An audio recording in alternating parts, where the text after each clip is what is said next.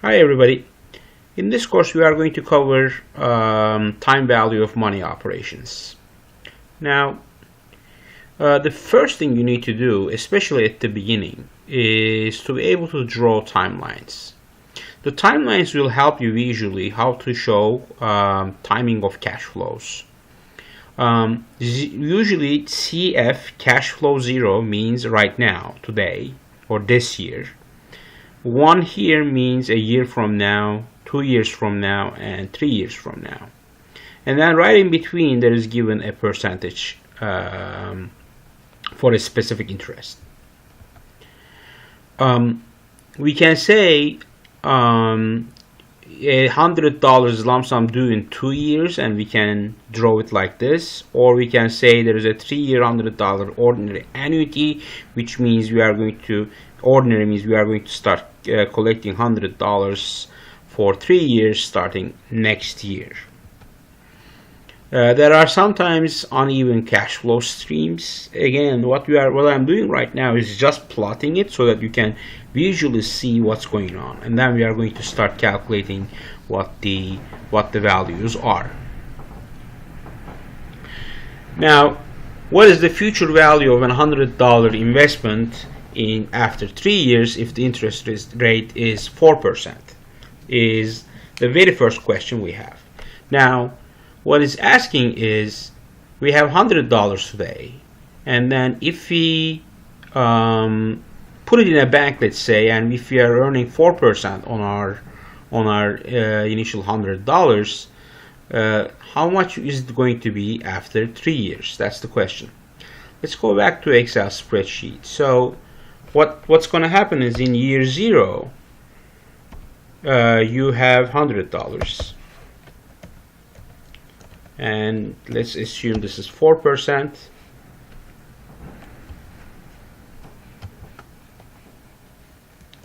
There's year 1, year 2, and year 3.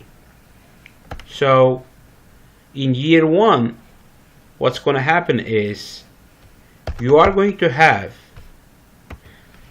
this 1 indicates you are going to get your $100 plus you are going to get your interest.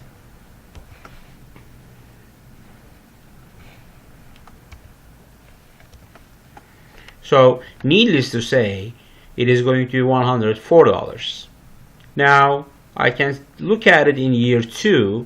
All I'm doing is, okay, I'm going to take $104 right now. If I invested it at 4%, it is going to be $108.16.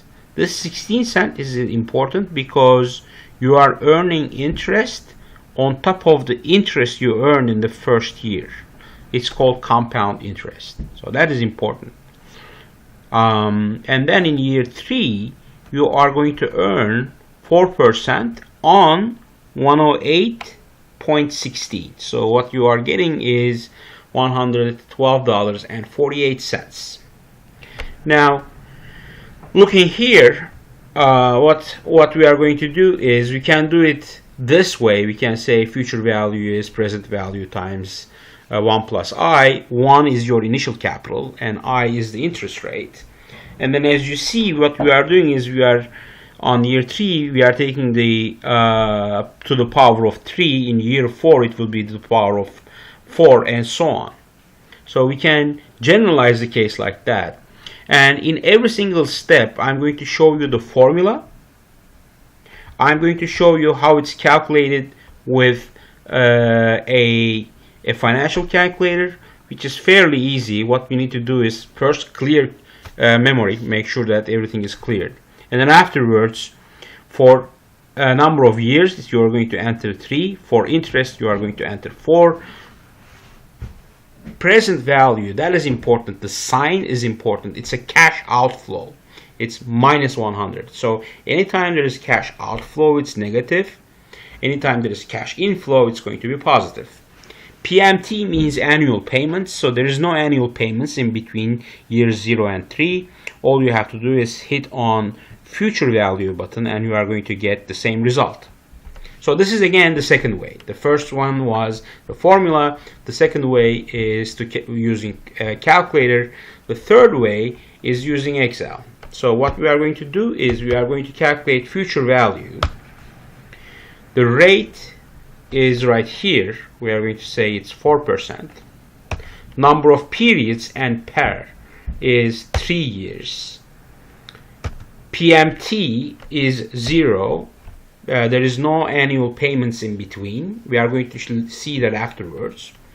And in fact, what I need to do is the present value is going to be negative 100, so it's cash outflow. Now I can calculate the future value, and it turns out it's the same dollar amount as this one here. You can do the math, and I'm going to post a spreadsheet online as well. But that is pretty much the idea behind compound interest and how you calculate present value or future value. Now, present value is something that is in reverse. If I ask you, what is the value of $149 in 3 years in an interest rate environment of 4% today? So again, the question is, if I'm going to have $112.49 in 3 years in an interest rate environment of 4%, what is the value of that today? And as you see in this picture, it is going to be $100. Today's $100 is worth $112.49 in 3 years in an interest rate environment of 4%. If the interest rate changes, obviously these figures will change. Now, what the presentation is saying is we are going to have $100 in 3 years, and the interest rate environment is 4%. What we can do is again look at the formula that's given, and we can rearrange the formula to calculate the present value. What we can do is, okay, I can enter $100 here, and all I'm going to do is I'm going to continue dividing the $100 by 1 plus the interest rate. Why am I doing that? Because this value times 1 plus interest rate is going to give me $100 in year 3, and then I can calculate it backwards. $88.89 or 90 cents to be exact. I can do it that way, or I can say, okay, what is the present value in an interest rate environment of 4% in 3 years? There are no regular payments in between, and what I'm going to get is $100. If I do that, I'm going to get a negative $88.90. That means I need to deposit $88.90 today in order to be able to get $100 in 3 years in an interest rate environment of 4%.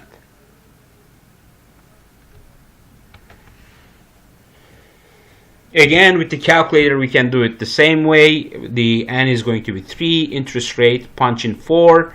You'll skip present value and make sure payment is 0 and future value is 100.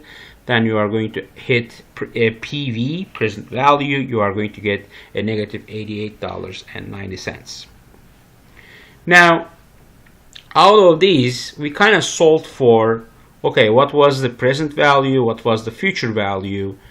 Let's solve in another case, solving for the interest rate. What type of interest rate would you need to grow your $100 to $119.10 in 3 years? In order to do that, you need to, there is some formula, but I'm not going to give it to you. It's a bit rather complicated, so it's easier to do it on a financial calculator, which is the easiest. Depending on the calculator type you have, you punch in N for 3 years, present value is 100, There are no payments in between, and the future value is 119. Please note this sign change. And then you hit on interest rate, and you are going to see that the interest rate you need to get is 6%.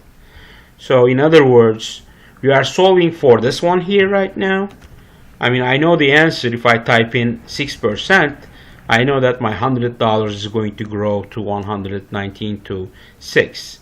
If I didn't know the answer, I would use the rate function to be able to calculate the interest rate. Number of periods is 3, payments is 0.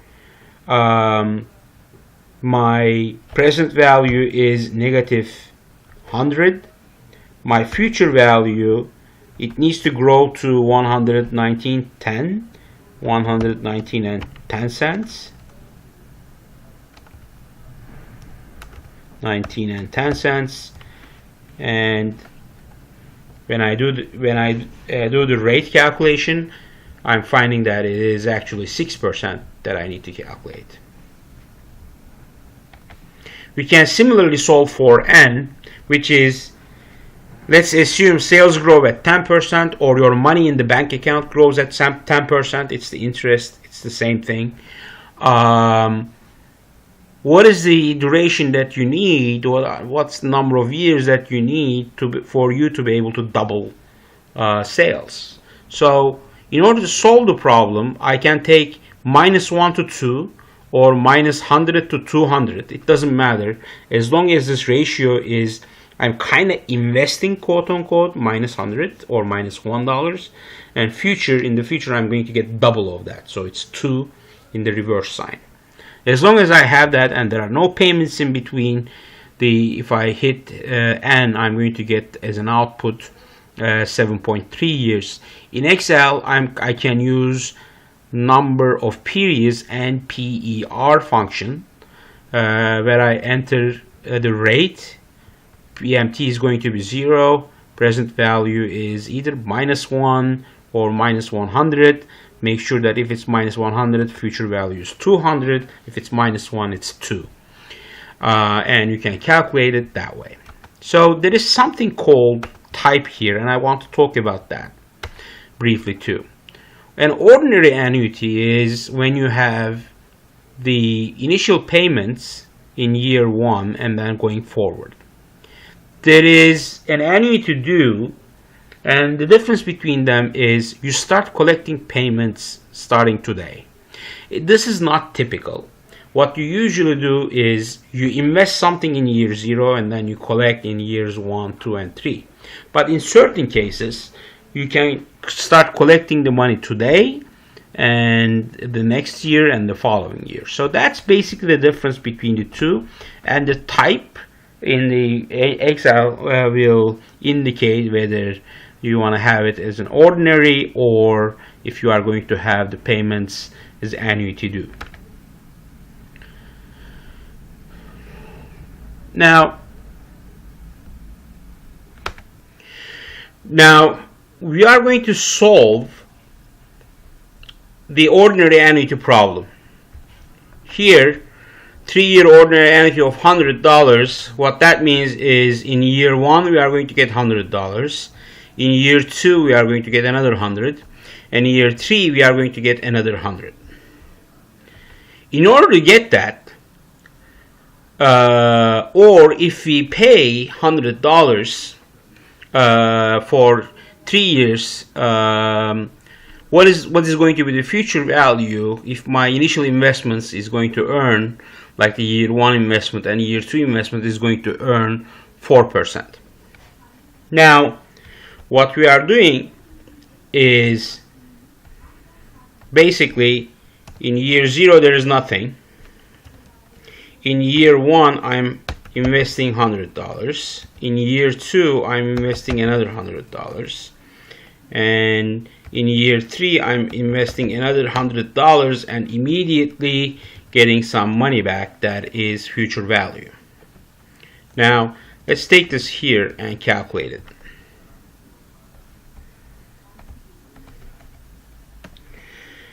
We are going to calculate it with future value function of Excel. The rate is 4%.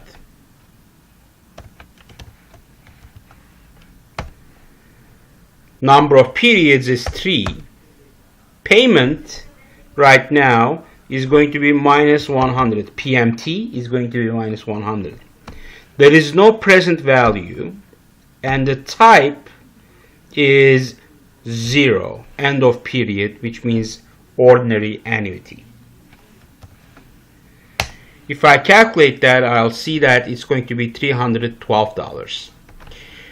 On the calculator, it's done the similar way, and I can calculate the reverse of it, which means what is in today's value, what is or how much do I need to invest today, present value question mark, in order to get $100 for 3 years in a row.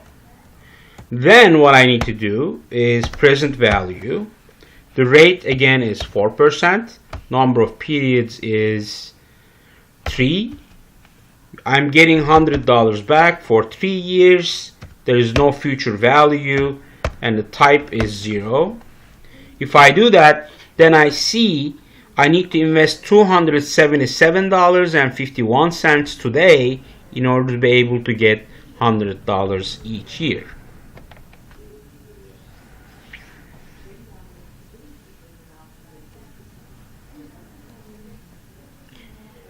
The other piece is if I start investing $100 today for 3 years, how much am I going to get at the end of 3rd year? So the question goes back to, this particular question on slide 16 goes back to, I invest $100 here, another $100 here, another $100 here. What is going to be my value, future value, in year 3? So the question is different. The question is, in year 0 I'm investing $100. In year 1 I'm investing $100.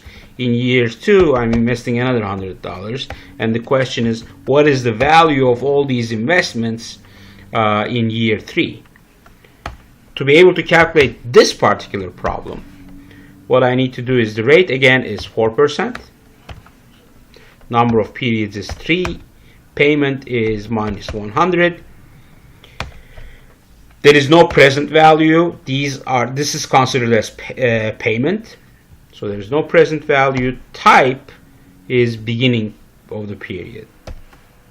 If I do that, then I see that the value is $324.65, just like here. So in Excel I can calculate it that way too. What is the present value of a 5-year $100 ordinary annuity at 4%? This time I increased N to 5. There is nothing special about this, and I can calculate the present value, and I highly encourage you to calculate the present value using Excel for this one.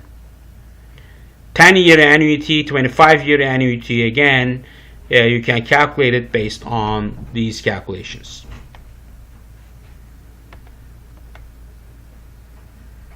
The power of compound interest is very important. There is an example where you are going to see that a 20-year-old student starts to save $5 every day and accumulates those savings in a brokerage account with an expected annual return of 8%.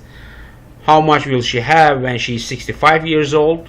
So there are 45 years between 20 and 65. She's going to start making the first payment in years when she's 21, so a year from now, and that payment is pretty much 5 times 365, so that payment is $1,825. The interest rate she's going to earn is 8. There is no present value, so there is no lump sum payment at the beginning of this. The future value turns out to be $5,373. If she starts saving when she's 40 years old instead of 20 years old. You can do the math here, and I highly encourage you to do the math using Excel as well as the calculator. Future value is a fraction of what we had here. Here we had 705,000. We merely have 133,000 if she starts saving late. If she wants to catch up when she's 40 years old and she still wants to have the same future value at age 65 as if she would start at the year 20, then she needs to pay almost 10 times more on a yearly basis than, or I should say 5 times something on an annual basis. So she needs to start saving close to $10,000 instead of $1,800. Now, to calculate the present value of uneven cash flow stream, what you need to do is you pretty much need to discount the cash flows given a specific percentage. I'm going to show you the Excel version of it, and you need to learn how to do it on a calculator as well. So on Excel it's kind of easy in the sense that we have years 0, 1, 2, 3, and 4. The cash flow for year 1 is 100. The cash flow for year 2 is 300. 300 and minus 50. The interest rate is again 4%. Now, the present value of $100 a year from now is going to be equal to $100 divided by 1 plus the 4%, that's not going to change, to the power of number of years. $300 in 2 years is calculated in the same way, and you can basically add them up to find the present value of close to $600, $597.48. Now, what I did here, if you look at the formula, is I have taken the future value, then I discounted it by 4% to the power of years that I need to count back. It is pretty much the same that I did earlier in the example, and I highly encourage you to look at the formula again once you have access to the Excel spreadsheet.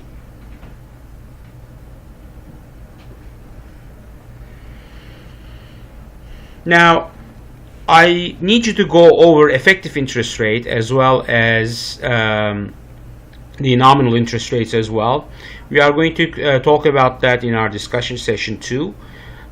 Something to note that the main idea here is basically when you are compounding more frequently, your effective interest rate is actually higher. That's the main takeaway you need to get from this exercise.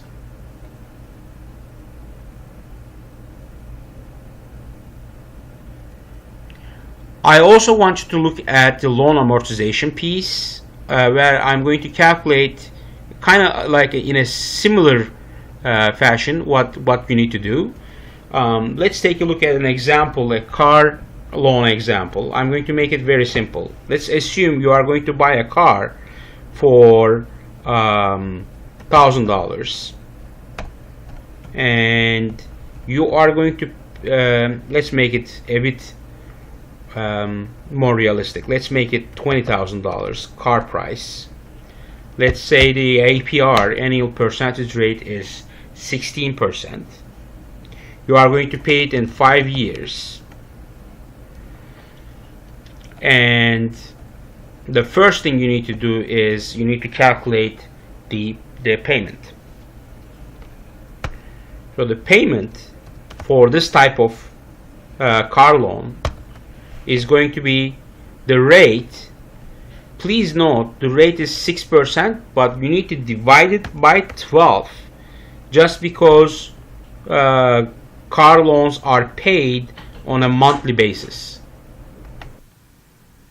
So on a monthly basis, the interest rate is going to be 6% divided by 12, so 0.5%. Number of periods, since it's a monthly payment, 5 years is 60 months. And then present value is, you are kind of taking $20,000 loan. There is no future value, and the type is pretty much a regular one. So if you do that, your car payment is going to be $386.66 for 60 months. Again, the present value is this, 20,000. The interest rate is 6% divided by 12, and N is 5 years multiplied by 12. When you do that, your payments need to be $386.66. Now, let's look at the amortization way. The beginning balance is going to be $20,000. Now, part of the payment is going to go to principal, and part of it is going to go to the interest. The interest is going to be whatever the beginning balance is multiplied by the interest rate. It's monthly.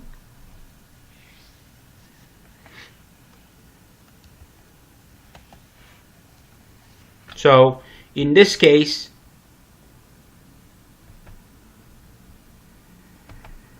your principal is simply going to be whatever you are paying on a monthly basis minus the interest, and the ending balance is going to be your beginning balance minus the principal payment you are having.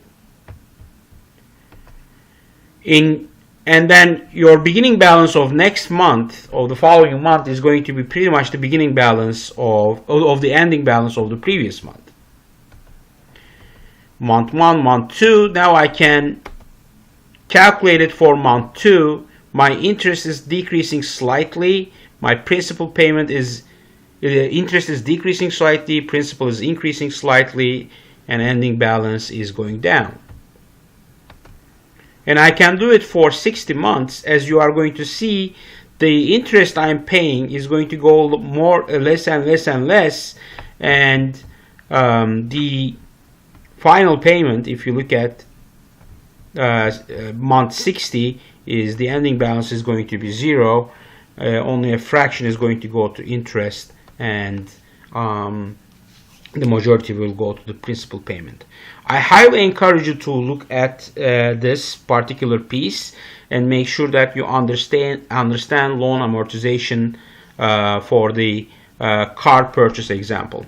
I hope this makes sense, and I see you guys in the next video.